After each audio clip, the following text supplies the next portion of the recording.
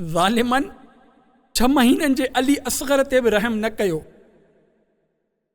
अड़े अहिड़ो ज़ुल्म थींदो आहे यार, एतिरो केरु सताईंदो आहे कंहिंखे। इहे कहिड़ा विढ़ण आया हुआ। असांजा इमाम हुसैन ॿारनि खे गॾु वठी को विढ़ण ईंदो आहे? 6 महीननि जो अली असग़र, हा 6 महीननि जो अली असग़र बुख ऐं उञ खां उन जी आवाज़ न पई निकिरे। पाक बीबियूं चवनि पियूं इन्हनि वटि वञो, ॿुधायो, थी सघे थो इन्हनि खे ख़बर न हुजे असां वटि 6 महीननि जा नंढड़ा ॿार बि आहिनि, को त हूंदो। इमाम अली मक़ाम फरमाइनि था, मूंखे हिननि मां का ख़ैर जी उम्मीद नाहे, पर अव्हां चओ थियूं त खणी थो वञा। अव्हां पंहिंजे कच्छ में 6 महीननि जे बच्चे खे ॾिसे, पंहिंजे घर में 6 महीने जो ॿारु केतिरो हूंदो आहे। जॾहिं उहो रोंदो आहे त माउ खे पीउ खे केतिरी तकलीफ़ थींदी आहे। जेकॾहिं कंहिंजे घर में आहे त हाणे ॾिसे पंहिंजे घर में त 6 महीननि जो ॿारु केतिरो प्यारो लॻंदो आहे। ऐं ही त शेर ख़ुदा जा फर्ज़ंद हुया। इमाम अली मक़ाम इमाम हुसैन पंहिंजे 6 महीननि जे बचड़े खे पंहिंजे कच्छ में खणी वञनि था। उन्हनि जे साम्हूं वञी इरशाद फरमाइनि था, ॾिसो तव्हां मुंहिंजे रत जा प्यासा आहियो,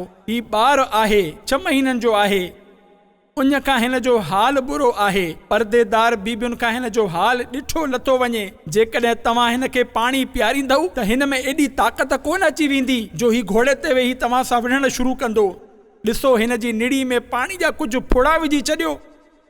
हाणे अञा इमाम हुसैन इमाम अली मक़ाम रज़ी अल्लाहु अन्हु इन ॻाल्हि ते इन्हनि खे उभारे रहिया हुआ त इन्हनि इहे ज़ालिमनि जे लश्कर में हिकु ज़ालिम बदबख्त कमान में तीर छिके ऐं निशानो ठाहे थो ऐं एतिरो ज़ोर सां तीर हणे थो जो नंढड़े अली असग़र जे गले में तीर उन तेज़ी सां दाख़िल थिए थो जो इमाम अली मक़ाम जेके हथनि ते पंहिंजे कच्छ में खयूं बीठा हुया, इमाम अली मक़ाम जे बाह जे अंदरि उहो तीर वञी फासी पवे थो। उते ई नंढड़ो अली असग़र हिकु हिॾकी भरे थो ऐं शहादत जो जाम पी छॾे थो।